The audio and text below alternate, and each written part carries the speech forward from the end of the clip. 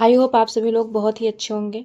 तो मैंने ईवीएस के पेडागोजी वाली क्लास करा दी थी आप सभी लोगों को।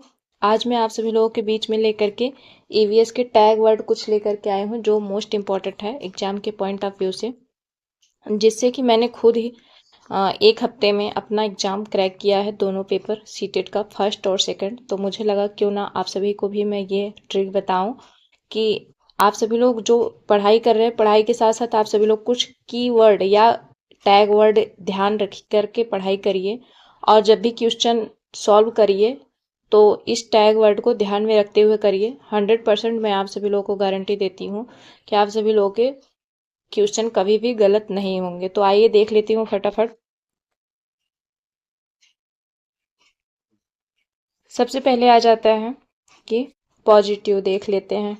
पॉजिटिव में है व्यापकता। सबसे पहले क्वेश्चन में पूछा जाएगा कि सबसे सटीक, या फिर कहेगा कि दे देगा 4 ऑप्शन और बोलेगा कि क्या ईवीएस पर्यावरण के अंतर्गत, जो पर्यावरण है उसके अंतर्गत क्या क्या बच्चों के मतलब, या फिर बच्चों के या फिर ईवीएस के अंतर्गत अंतर्गत सही है उसे आप छांटिए या फिर गलत है।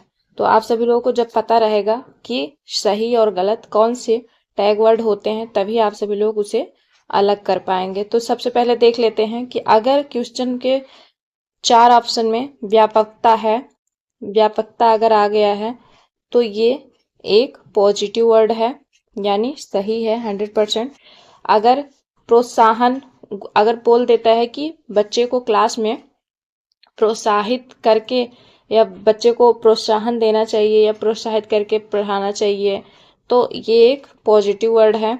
उसके बाद विस्तार से पढ़ाना चाहिए बच्चे को, तो ये भी एक पॉजिटिव वर्ड है।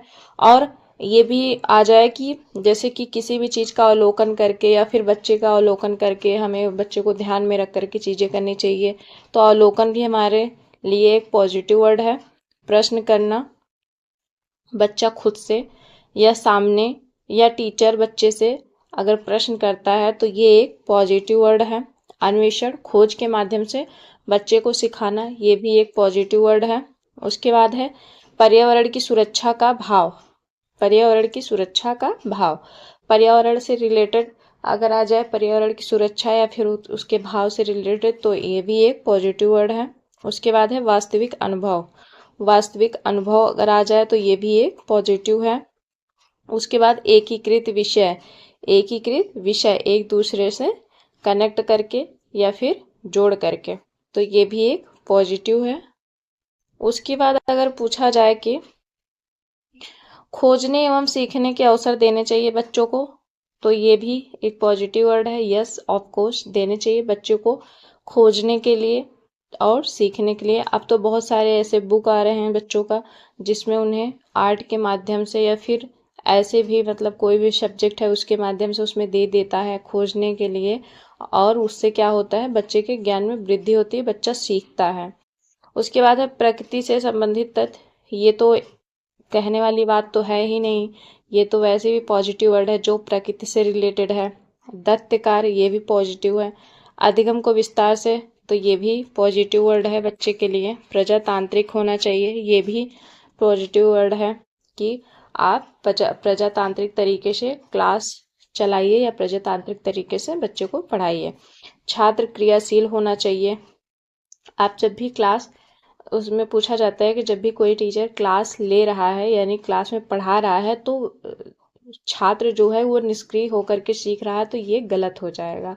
छात्र को हमेशा क्रियाशील या सक्रिय होकर के सीखना है। टीचर को इस अकॉर्डिंग क्लास को बनाना है कि छात्र क्रियाशील हो।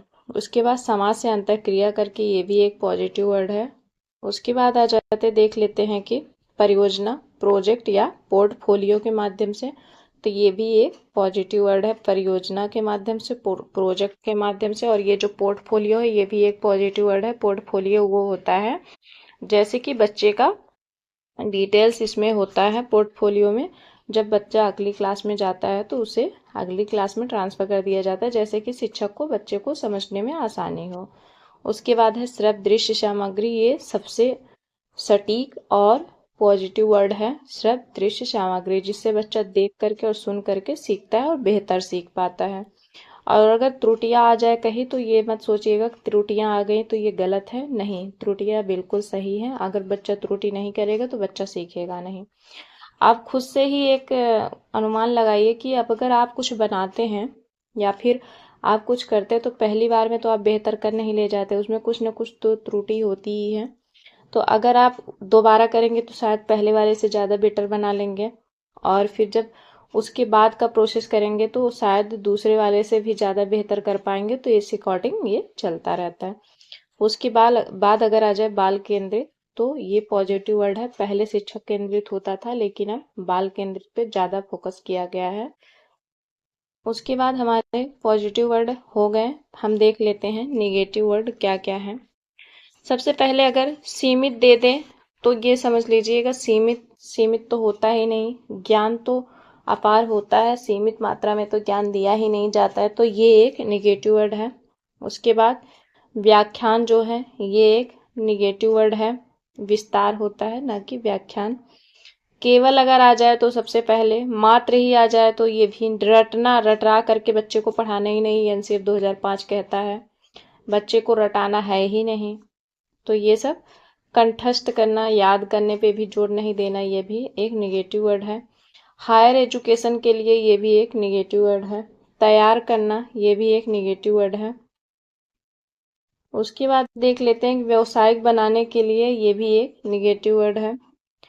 पर्यावरण को क्षति पहुंचाना ये भी एक निगेटिव वर्ड है। भेदभाव ये भी निगेटिव है। दंड सजा ये भी निगेटिव है।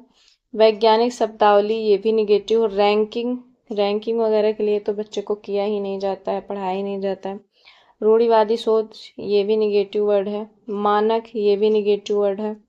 शिक्षक केंद्रित ये बाल केंद्रित पॉजिटिव है, जब शिक्षक केंद्रित दे दे तब ये निगेटिव वर्ड है, क्योंकि अब सबसे ज़्यादा बाल केंद्रित पे फोकस किया गया। ये जो भी जितने भी मैंने आप सभी लोगों को बता दिए फैक्ट, ये सभी आप सभी लोग बार बार लिख करके और याद कर लीजिएगा। रटना तो आप सभी लोगों को है नहीं, बाकी जब बार बार 2 से 3 बार लिखेंगे तो आप सब लोगों को खुद ही पता हो जाएगा और आप सभी लोग बेहतर कर पाएंगे, मैं उम्मीद करती हूँ। अगर ये वीडियो अच्छी लगी तो लाइक शेयर सब्सक्राइब करना मत भूलिएगा। बाकी आप सभी लोगों के लिए मैं एक और नई वीडियो जल्द ही प्रोवाइड कराने की कोशिश करूँगी।